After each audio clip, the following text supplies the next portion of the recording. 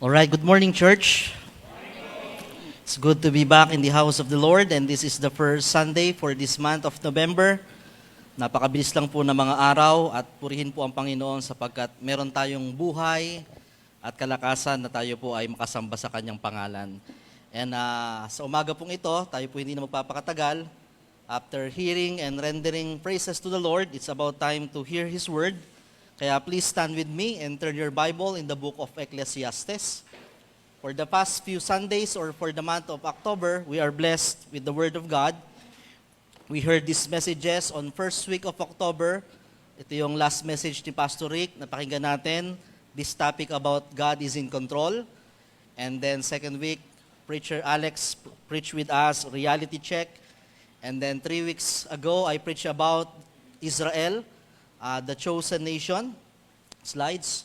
And then we preach also the reliability of Bible prophecy. Paanong ang Biblia ay naging tumpak sa lahat.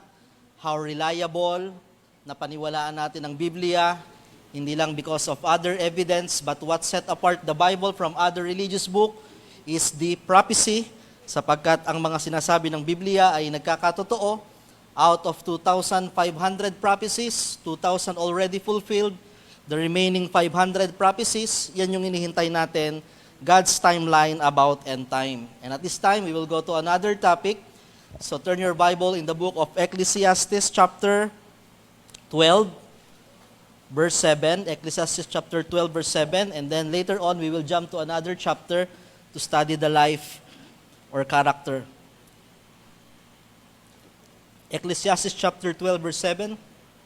Salamat po sa aming mga bisita. Kayo po ay welcome to Open Bible Baptist Church and I hope we enjoy this morning. Mga ngaral 12, ganito po ang nasasabi. Babasahin ko po sa wikang Tagalog.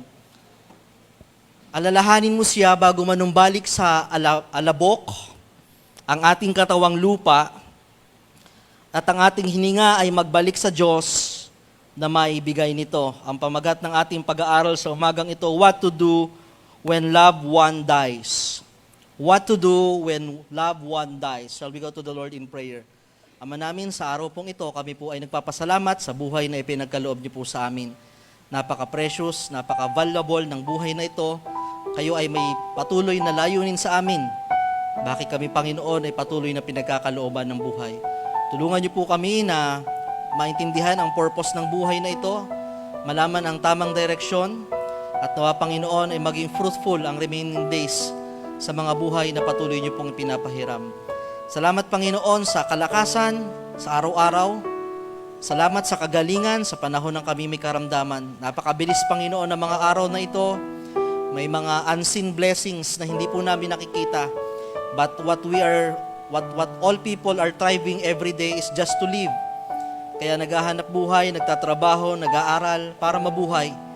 Kaya Lord, every moment na kami ay gumigising, na kami, Panginoon, ay may panibagong lakas. Salamat, Panginoon, sapagkat by your mercy and grace, we are not consumed. Salamat, Panginoon, sa inyong provisions. Kung bibilangin po namin ng mga araw simula ng pagdating ng taong ito, hindi po, Panginoon, kayo nagkulang sa aming pangangailangan. May mga pagkakataon na maaring kami, Panginoon, ay nagsasambit ng mga kakulangan, mga kahinaan, karamdaman, mga problema. Pero Lord, every day, pinapatunayan niyo po that you've been faithful to us. Bagamat minsan kami may mga pagkukulang, may mga kahinaan. Kaya Lord, sa umagang ito, patawarin niyo po kami, pakalinisin niyo ang aming puso. Dalangin po namin, Panginoon, sa umagang ito, na makita ang inyong anak na si Jesus sa aming buhay. Huwag po, Panginoon, ang aming mga personal na buhay na may pagkukulang at kasalanan. Kaya Lord, sa umaga pong ito, kami po ay nagpapakumbaba. Patawad, Panginoon, kung anumang mga pagkukulang sa aming ginawang paglilingkod sa araw na ito. Pero Lord, we acknowledge your name. That's why we are here, sapagkat nais po naming iparamdam sa inyo ang aming longing, ang aming acknowledgement, ang aming pananabik sa inyong salita. That word of God that will correct us, that word of God that will challenge us, even comfort us this morning, O God. Kaya Lord, kausapin niyo po kami, dalangin po namin na ang mga salitang ito ay maging kapakinabangan sa oras, Panginoon, ng higit naming kailangan. Ito po'y aming tindigan at ang inyong mga pangako, ang inyong mga aral. Dalangin po namin sa umagang ito na maging productive ang aming pagsamba. Dalangin po namin, Panginoon, sa aming mga pag-awit na ito po ay magkaroon ng kaluhalatian at tanggapin niyo po, Panginoon, ang aming mga alay. Bigyan niyo po ako ng karunungan. I-bless niyo po, Panginoon, ang bawat sambahan na nagpupuri sa inyo ngayon at nakikinig. Nawa, Panginoon, sa araw na ito ay kayo ay magalak. Ang inyong glory sa church na ito, sa aming lugar, ay nawa, Panginoon, ay manatili ang inyong presensya. Muli, Panginoon, kami nagpapasalamat sa araw na ito at samahan niyo po kami. Ito po ang aming dalangin sa matamis sa pangalan ni Jesus. Amen and amen. Please be seated. What to do when loved one dies? Of course, ang hot topic and event natin this last few days ay yung ating paggugunita sa ating mga mahal sa buhay na namatay. It is called, tinatawag nating All Souls Day, All Saints Day. In fact, maganda itong selebrasyon na ito sapagkat ginugunita po yung ating mga buhay. Actually, pag sinabing All Saints Day, ito hindi lang tumutukoy dun sa mga nagpakabanal, sa mga hinirang na namatay, kundi as believers of Christ, meron tayong tinatawag na living saints and died saints. Basta tayo po ay anak ng Diyos, tayo po ay kabilang sa mga saints na tinutukoy ng Biblia. So, there's nothing wrong na bigyan po natin ng pagpapahalaga ang buhay na binigay ng Diyos, not until yung All Souls Day ay naging Halloween. Diba? Naging katatakutan na. Well, in fact, talaga namang nakakatakot ang kamatayan, pero ito ay higit na nakakatakot sa mga taong hindi alam ang value ng buhay na binigay ng Diyos. Nakakatakot ang kamatayan kung hindi mo alam ang iyong patutunguhan. Pero sa isang mananampalataya na nagbigay ng kanyang pananampalataya at paniniwala sa ating Panginoon, tinanggap ang Diyos bilang mananampalataya, the Bible says to live is Christ and to die is gain. So that's why this morning we will talk about death. Ano po ba ang tinuturo ng kamatayan? Sapagat ito isang bagay na hindi natin kayang iwasan. The Bible says in Hebrews chapter 9 verse 27, it is appointed unto man once to die. Sa dinami-dami ng ating ganap sa buhay, sa bawat araw na tayo gumigising, meron tayong mga appointment, meron na agad nakalaan kung saan tayo pupunta, kung saan tayo tutungo. Iba't ibang tao ang ating kinakaharap. Pero sabi ng Bible, it is appointed unto man once to die. Darating yung araw na ang appointed time natin and appointment natin sa araw na yon ay ang kamatayan, ang pagbalik ng ating katawan mula sa lupa. Ano po ba ang tinuturo ng kamatayan? That tells us about our transgression. Sa pamagitan ng kamatayan, tinuturo nito na ang kamatayan ay dahil sa ating kasalanan. Way back then, in the Garden of Eden, everything is perfect. Wala pong kasalanan, wala ding kamatayan. Not until dumating ang kasalanan, sabi ng Bible, for the wages of sin is death. Hindi lang sickness, hindi lang curse. So, ang kamatayan ay nagtuturo na dahil yan sa kasalanan. Whether it is by birth or by choice, we people commit sin, and the penalty of sin is death. Not just death, but death sa ating pong final na hukuman.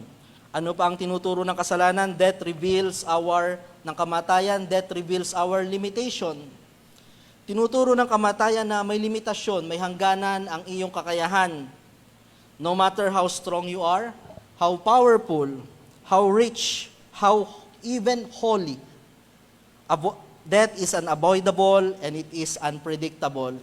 Tinuturo ng kamatayan na kahit sino ka pa, kahit anong dami mong pera, ano ang ganap mo sa buhay, meron talagang kamatayan, may limitasyon ng lahat.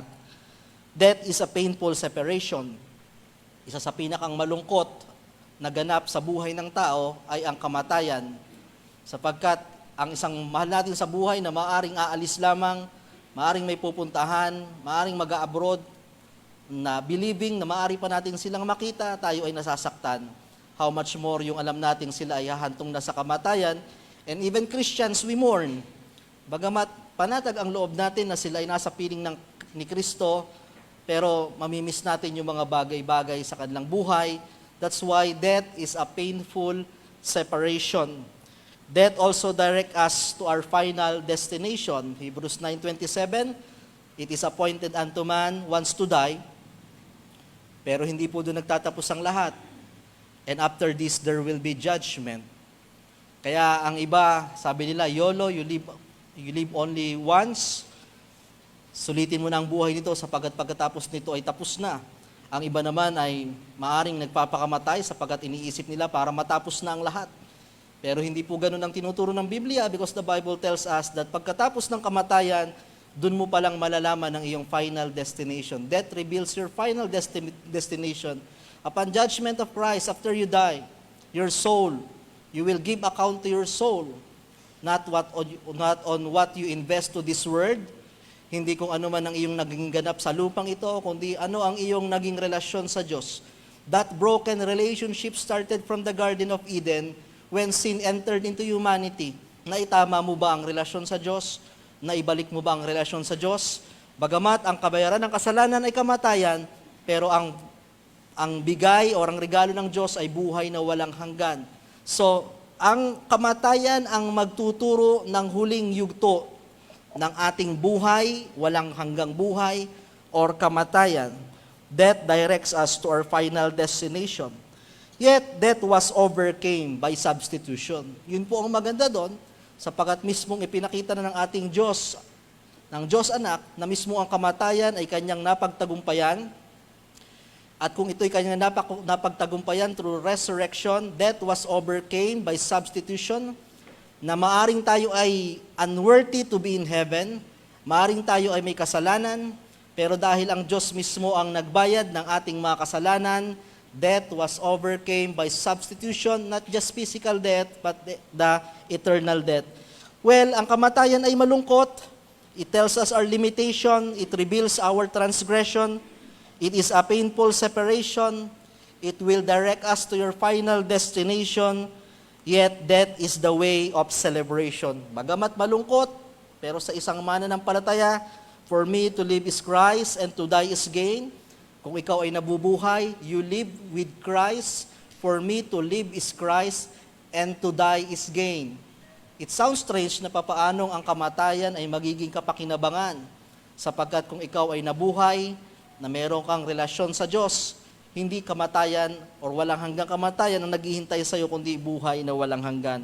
So what should we do with our loved ones? Loved ones who die. Ano ang ating gagawin? Tingnan po natin ang isang aral mula sa 2 Samuel chapter 12. Isang yugto sa buhay ni David, kung papaano ang kanyang mahal sa buhay ay nag-agaw buhay, hanggang sang ito ay humantong sa kamatayan. Meron siyang anak, at ang anak na ito ay anak niya mula kay Bathsheba. At tingnan natin kung ano ang mga tagpo, mga pangyayari. Ano ang ginawa ni David sa kanyang mahal sa buhay na nag-aagaw buhay or maaring binawian na ng buhay. 2 Samuel chapter 12 verse 16. Ganito po ang nasasabi.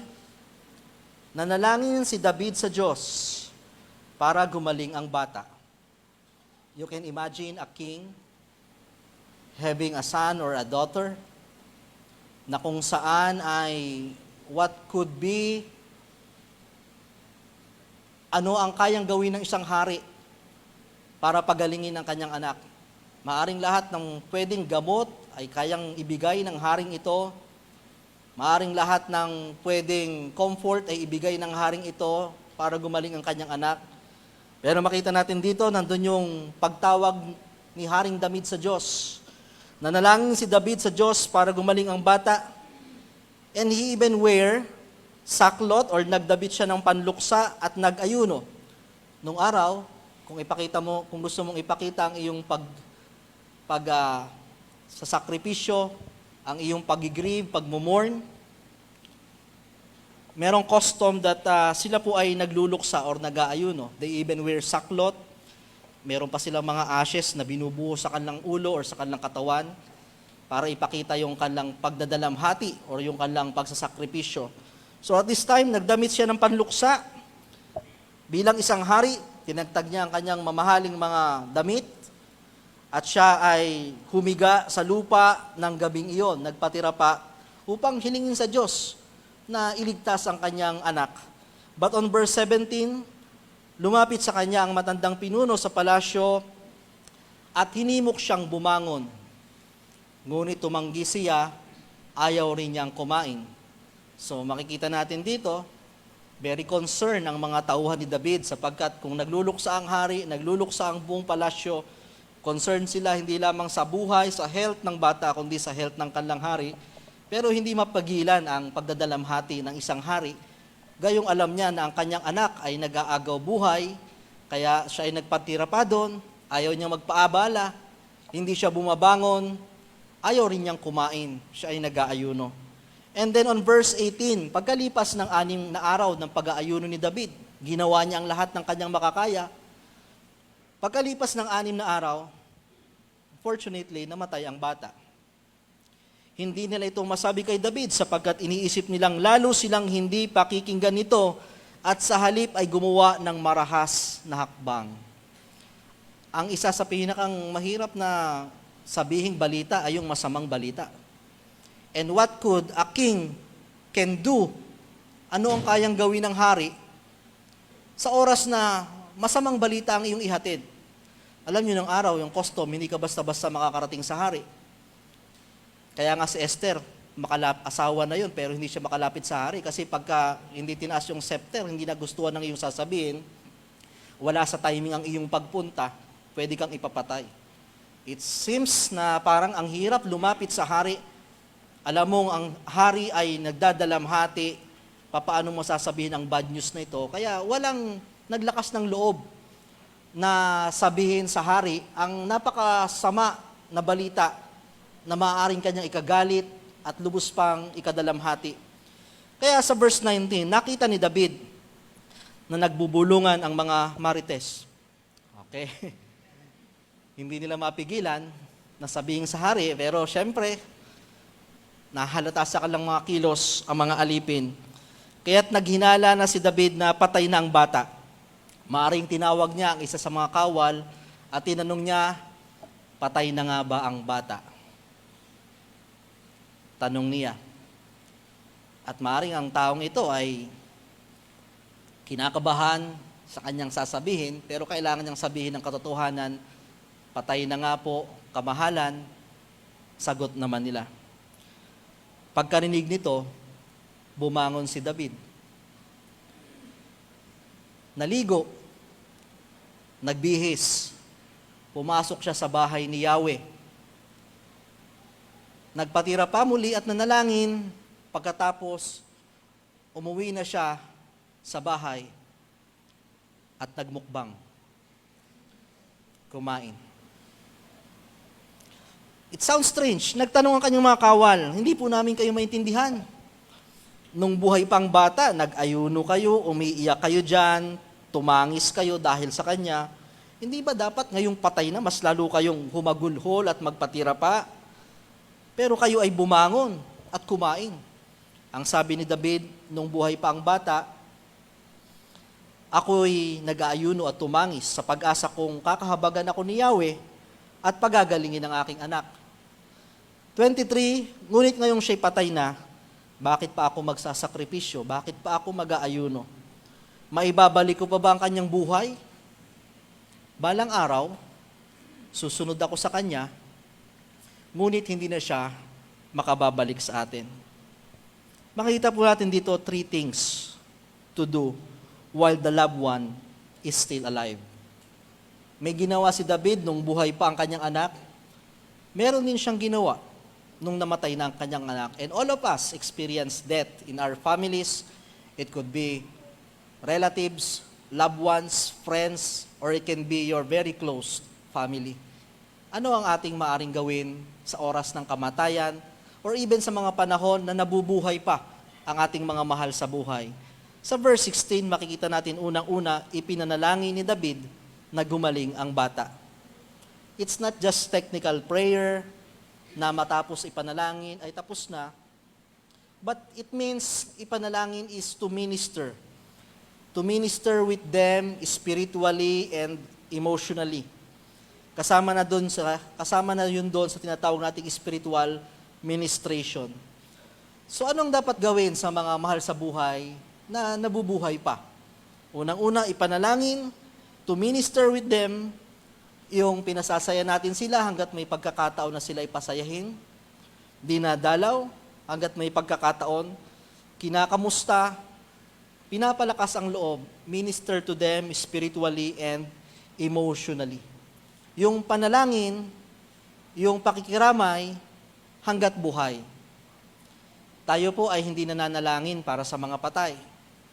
May mga okasyon or may mga pagkakataon minsan na funeral, I was asked to pray sa yumao. Well, sinasabi ko po, I don't pray for the dead sapagkat ang patay po ay kahit anong gawin natin, humantong na siya sa hukuman ng Diyos. Pero kung buhay pa at may pagkakataon, ipapanalangin natin ang mga pwedeng ipanalangin, ang kanyang pisikal, ang kanyang emotional, maging ang kanyang kaluluwa or ang kanyang spiritual. Kung may pagkakataong makiramay, gawin natin sapagkat tulad ni David, nung may pagkakataon, ginawa niya lahat ng kanyang pagkakataon upang ipanalangin, to minister emotionally and spiritually. Verse 16, nagdamit siya ng panluksa at nag-ayuno sa lupa, nahiga ng gabing iyon. Pangalawang bagay na ginawa niya, nung nabubuhay pa, siya ay nakiramay. Yung pakikiramay sa buhay.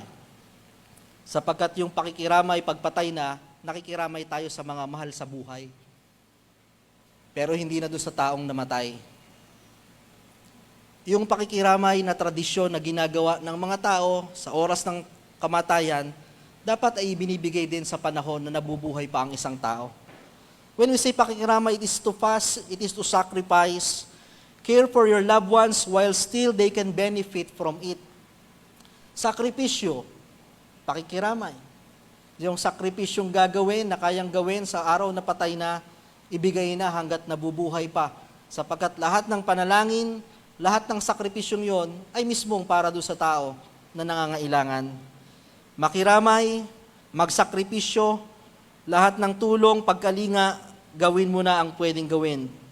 Sapagkat ito yung panahon na sila ay nangangailangan ng lubos na pakikiramay. Mahirap po ang may karamdaman, mahirap ang may sakit. Diba? At walang gustong magpaalaga. Walang gustong magkasakit. But probably all of us, sa panahon ng ating pagtanda, tayo ay darating sa panahong iyon. Pero sa mga panahong iyon, yun yung mga panahon na napakahirap humanap ng karamay, ng mga magsasakripisyo. Sapagkat sa totoo lang, tayo po ay may mga sarili-sarili na ring panahon at pamilya. Pero bilang mga miyembro ng pamilya, what to do with your loved ones who still alive, gawin na ang lahat ng pwedeng gawing pakikiramay. Kung uuwi din lang naman sa panahon ng lamay, ng patay na, sikaping umuwi nung nabubuhay pa. Diba? Mahirap ang may karamdaman, mahirap ang mag-alaga, mahirap din ang nag-aalaga. Diba? Nararanasan natin yan sa buhay ng aming pastor ngayon. Napakahirap. Bagamat sinisikap namin, bagamat kami layo-layo, iba-iba kami ng lugar, pero sinisikap namin sa aming makakaya na gawin ang pakikiramay hanggat nabubuhay ang pagpapakita. Bagamat may mga pagkukulang, pero alam natin na ginagawa natin ang ating makakaya. Mahirap ang may sakit, walang gustong mag-alaga, pero tayong malakas, darating din ang araw na tayo naman ang manghihina.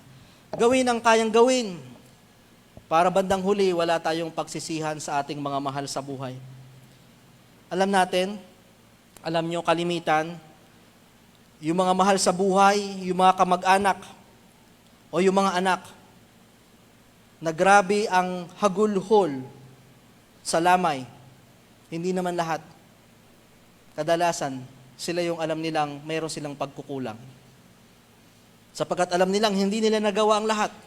Hindi naman lahat, pero kadalasan sila yung may malaking pagsisisi at pagkukulang na hindi nila nagawa ang lahat. Yung mga nagsakripisyo, umiiyak, pero tahimik at panatag na ang loob sapagkat parehas na silang mamamahinga, kapahingahan ng katawan at kapahingahan naman ng kaluluwa. More loving before someone dies, less mourning. More loving before someone dies, less mourning. Nagawa mo na mga pwede mong gawin sa mahal mo sa buhay, lalo pa sa iyong mga magulang. Yung pamamasyal na ibigay mo na, yung mga gusto nila na ibigay mo na, yung mga pagkain na ibigay mo na. Wala ka ng pagsisisihan sapagkat lahat ay nagawa mo na para sa kanila. But more loving before someone dies, less mourning. Pero yung ating pagsisisi sa bandang huli, yung mourning ng isang taong alam nating hindi ginawa ang lahat, napakalaking pagkukulang, yun yung merong damdaming binabagabag. Tulad na ni David, di naman siya masaya nung namatay ang kanyang anak, pero ginawa na niya ang lahat. Nag-ayuno, lahat ng pwedeng gawin. Naibigay na niya ang dapat niyang maibigay. Kaya nung binawian ang buhay, panatag na ang kanyang loob. Madali siyang nakabangon sapagkat walang pagsisisi. Give according to your availability and capability. Give according to your availability and capability. Dalawang bagay, sapagkat sa panahon ngayon, maaring talagang may mga pamilya na tayo, malalayo ang iba, you are not available for your loved ones, especially to your parents. Pero baka sa ibang paraan, doon ka makatutulong to your capability. Halimbawa, merong may karamdaman. Okay? Kami yung nandito, kami yung available. What we can give is time. Pero ikaw, abala ka sa trabaho, hindi mo naman kayang maalaga. Saan ka naman capable? Sa pagtulong, sa gamot, sa pangangailangan. Huwag tayong papayag na hindi ka na available, hindi ka pa capable. Humanap ka ng paraan kung paanong maipapamalas mo ang sakripisyo para sa mahal mo sa buhay. Diba? Balanse ang lahat. Tingnan mo kung saan ka pwedeng maging available. Tingnan mo kung saan ka pwedeng capable. Diba? Kung ano yung mga pangangailangan na pwede nating ibigay. Give according to the person's needs. Ibigay kung ano ang kailangan. Alam nyo, pag ang isang tao may karamdaman na, wala nang ibang kailangan yan eh. Yung mga regalo natin, kung ano-ano, wala na yan. Ipasyal mo, hindi na makakapasyal, may karamdaman na, bigyan mo ng mga mamahaling relo, hindi na rin yan tumitingin sa relo. Bigyan mo ng mamahaling damit, hindi na yan lumalabas ng bahay. Give according to the person's need. Okay? To be frank, cash. Diba? Pag may mga nangangailangan, wag nang kung ano-ano pang ibigay sapagkat ang kailangan nila, pantustos sa kanilang mga pangangailangan. Diba? Ibigay kung ano ang nararapat na kailangan. Sapagkat even yung cash nga, wala nang value sa kanila yun eh. Hindi nila may enjoy yun. Hindi nila may papang shopping yun. Hindi nila may panggaganto yun. Diba?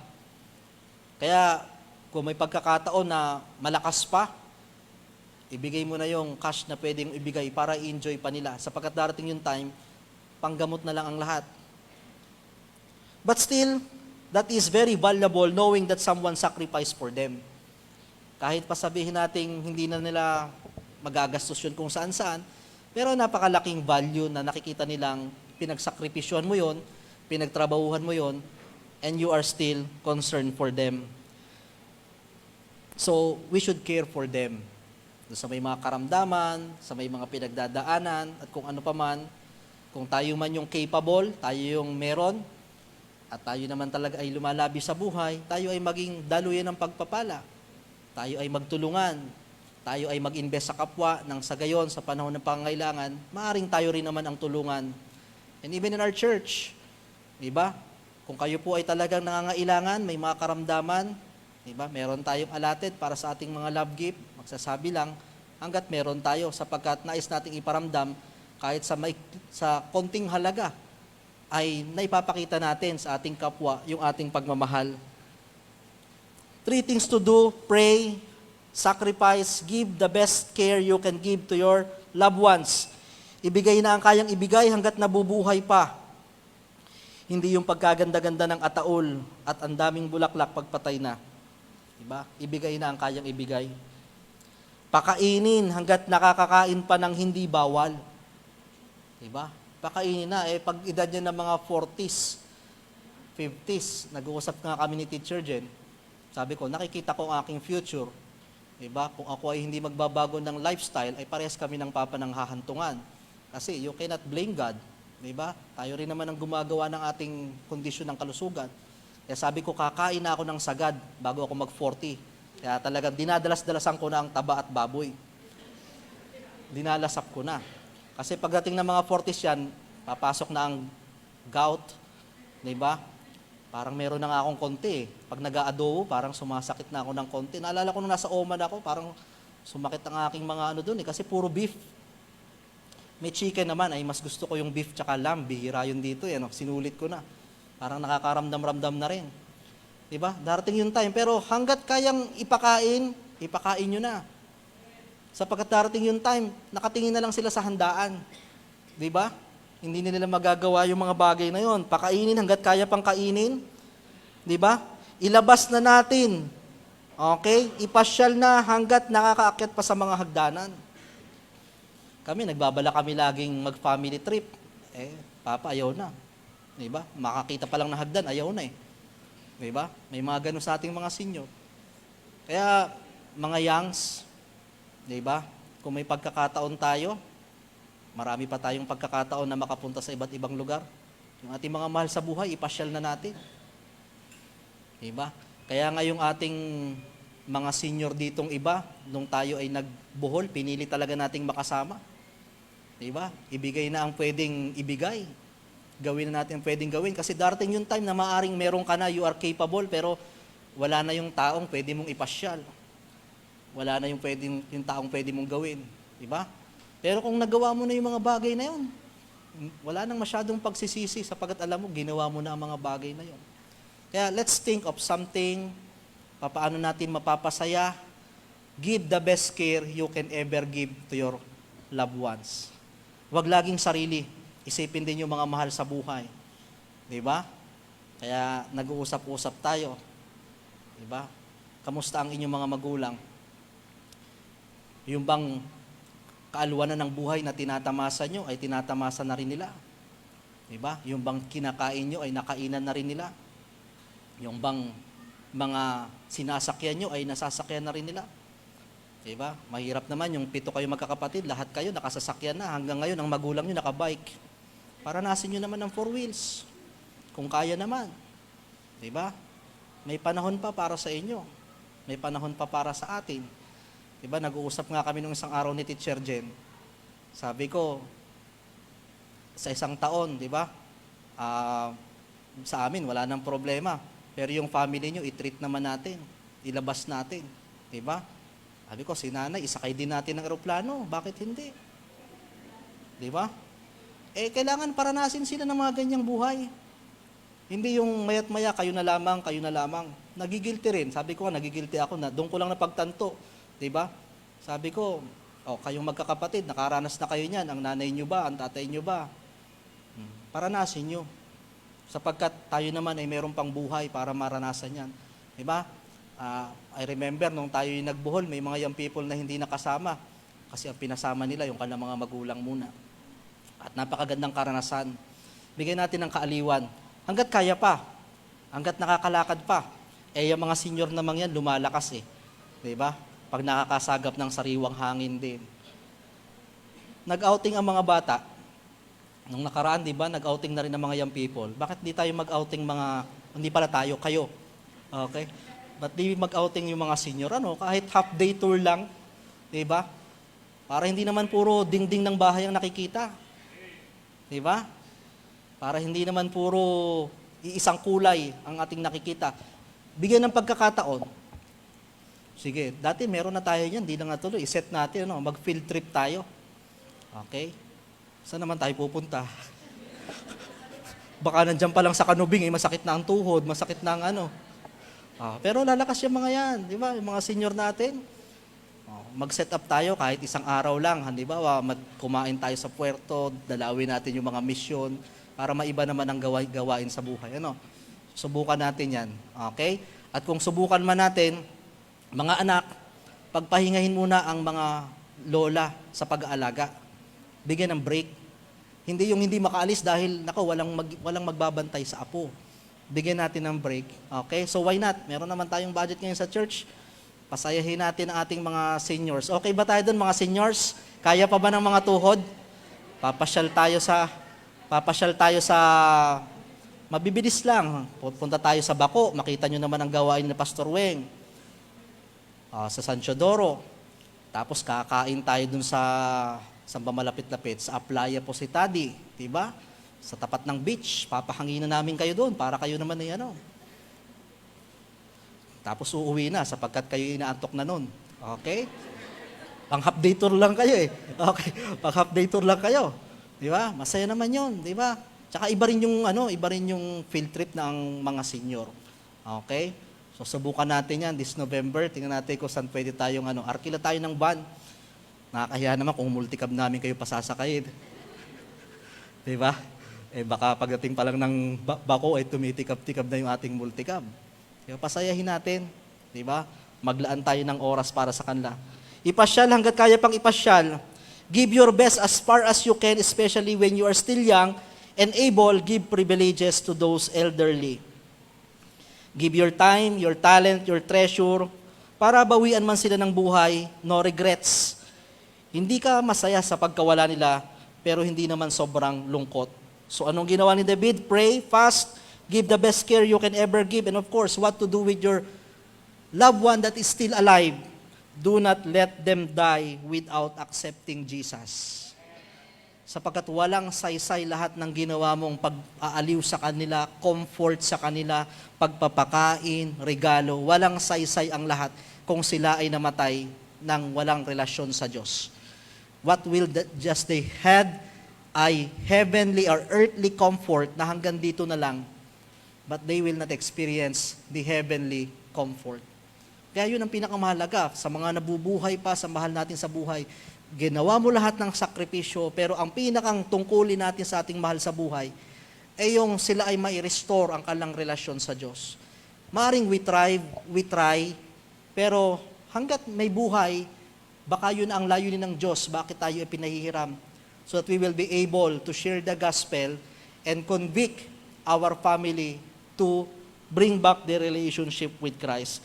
Do not let them die without accepting Jesus. Sabi nga nila, when is the best time to die? Kailan ba ang tao pwede nang mamatay? Hindi lang pagka ikaw ay may naipundar na sa iyong sarili, hindi lamang ng mga kung anong mga bagay na naganap mo na, pwede nang mamatay ang tao pag tinanggap niya na ang Diyos bilang tagapagligtas. Sapagkat alam niya na kung saan siya patutungo, ang kanyang buhay, kapiling ng Diyos. Now, ano naman yung ilang bagay na ginawa ni David nung namatay ang kanyang anak? Yung kanina, buhay pa. Ano naman gagawin mo pag namatay na? Makikita po natin dito, ilang bagay na ginawa ni David. Unang-una, bumangon. Pagkarinig niya, doon din. Nung una, hindi siya mapaalis.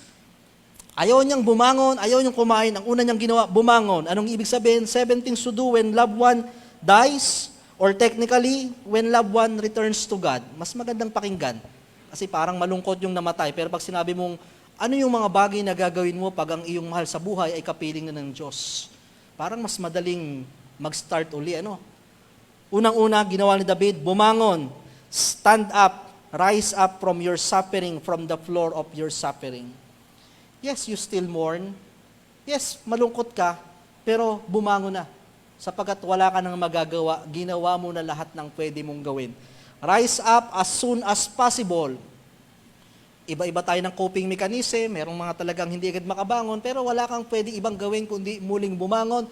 Just like David, mabilis siya. Sapagkat ginawa niya na ang lahat. Kaya nung time na yon, bumangon siya. Stand up, rise up from your suffering. Anong sunod niyang ginawa? Naligo. What does it mean? Refresh. Restore yourself. Ibalik mo yung iyong dating sarili. Yung mukha mong hindi na nagluluksa. Yung mukha mong i-resume mo ang iyong buhay. Naligo siya, refresh. It means to restore yourself. Nagbihis. Anong ibig sabihin nun? Prepare to face the world again. Prepare to face the world again. Hindi titigil ang mundo sa pagkamatay ng ating mga mahal sa buhay. Kaya kailangan harapin mo uli ang mundo, magbihis kang muli. Sapagkat ang Diyos ang nakakaalam ng mabuti, kinuha na siya. Ikaw hindi pa, ibig sabihin nito, dito ka, may assignment ka pa. Huwag kang sumama sa hukay.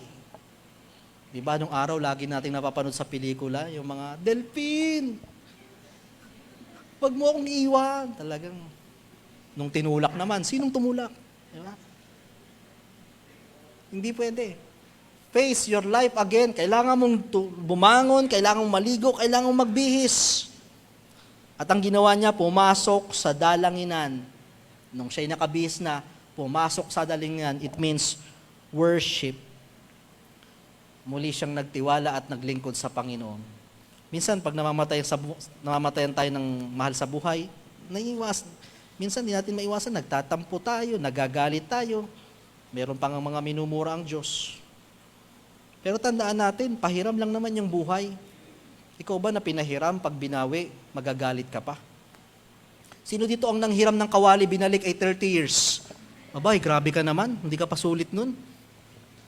Nanghiram ng kutsilyo, 70 years. Ay, yung buhay natin, kung naintindihan nyo, pahiram lang ng Diyos. Kaya kung binawian man tayo ng nanay sa buhay, pasalamat tayo, at least nakahiram, hindi naman lahat nagkaroon ng magulang nakakasama. Kung binawian ka ng anak, hindi lahat nagkaanak. Ano man yung pinahiram sa atin ng Diyos, pag binawi na ng Diyos, tanggapin natin at lagi tayong nagpupuri pa rin sa Kanya. Mahirap gawin, pero kung nauunawaan natin na ang lahat naman ay galing din sa Panginoon, still worship God. In pain. Even in pain. Mahirap yun. Pero katulad ni David, kung tutuusin, sabi niya, di ba, nanalangin ako, baka sakaling mahabag ang Diyos. Hindi yun yung plano ng Diyos. Kung ikaw si David, may pride ka din naman, hari ka din naman, pwedeng wala rin naman nangyari. Di ba ganyan tayo kalimitan? Nag-pray tayo, wala rin naman nangyari. But not with David. He worshiped God. Bumalik siya sa templo. Kaya ano man yung ating mga daing problema sa buhay, nakalimitang dahilan natin bakit tayo ay hindi na nagpupunta sa church, dumadalangin sa Panginoon. Mahirap yung bagay na yon, pero mas mahirap kung wala na ang Diyos. Diba? Sapagkat pwede ka pa niyang pahiramin ng ibang bagay.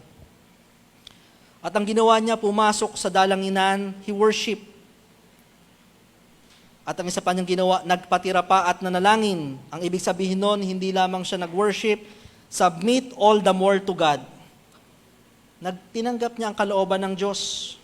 At lalong isinurrender pa niya, papaano kaya siya magpapatuloy sa buhay. He seek guidance and help in the next chapter of your life. So ibang bagay yung tayo ay nakabalik sa pananambahan, ibang bagay yung Lord, mahirap itong pinagdadaanan pero I surrender, nanalangin. I submit to you. Mahirap tanggapin ang kalooban, but I submit and I surrender. Kayo po ang bahala for the next chapter of your life. At ang kanyang ginawa pang isa, umuwi. Go home. Pag umuwi ka, isipin mo na di ka lang umuwi sa isang bahay, kundi bumabalik ka na sa dating buhay. Yun ang ibig sabihin nun. Nung bumalik si David sa bahay, hindi ibig sabihin nun na babalik lang. Ibig sabihin, I need to resume my life. Kailangang bumalik mula sa pagkamatay, kailangan kong bumalik ng bahay. Diba? At sa pagbalik ng bahay, wag nang magpagpag. Diba? May mga ganyan pa tayong mga kultura at kasabihan, magpagpag muna bago umuwi. Diba? Sa isang mananampalataya, ibig sabihin, ang mahal mo sa buhay, namatay na, nandito pa. Wala sa langit yun. Probably that is the works of the evil spirit, pero hindi na. Diba? Pag umuwi ka sa bahay, resume with your life. Diba? Ginagawa natin yung mga bagay na yun. Go home, face the reality. Wala na yun, lalo pa pag wala na yung ibang loved ones mo. Alam nyo, ang mahirap sa kamatayan, darating sa punto na ito talaga ang realidad. Pagkatapos ng lamay, wala na ang mga kamag-anak, wala na yung mga umuwi, ikaw na lang uli. That's why go home, you need to face the real life. Pero yun ang katotohanan. Life must resume. Silang lahat nagbabalik na sa normal na buhay, kaya tayo na ulila, dapat dahan-dahan na rin bumabalik sa realidad ng buhay. That's how you honor the departed by getting well with your life. Diba? Yun yung paraan para i-honor mo yung nawala sa mahal sa buhay. Ipakita mong mabubuhay ka pa. Ipakita mong magpapatuloy ka pa. Diba? Ang isa sa kapanatagan ng mga mahal sa buhay na sila'y papanaw, yung alam nilang ang aking iiwanan ay mabubuhay, magpapatuloy sa buhay. Kaya no matter how sad it is, maaring sa inyo, naranasan nyo na talagang mawala ng sa buhay, pero nakita natin ang buhay, you need to resume, you need to go back home, at humingi ng pagkain. Ang context nito, hindi naman siya nanlimos, of course, siya ay hari, meron siyang mga utusan. Ang point lang dito, eat Strengthen yourselves spiritually and physically so that you will have a stable mind or emotions. Pakainin mo ulit ang iyong sarili, strengthen yourselves, mas madali kang makakabangon, mas madali kang makapag-iisip kung hindi ka gutom.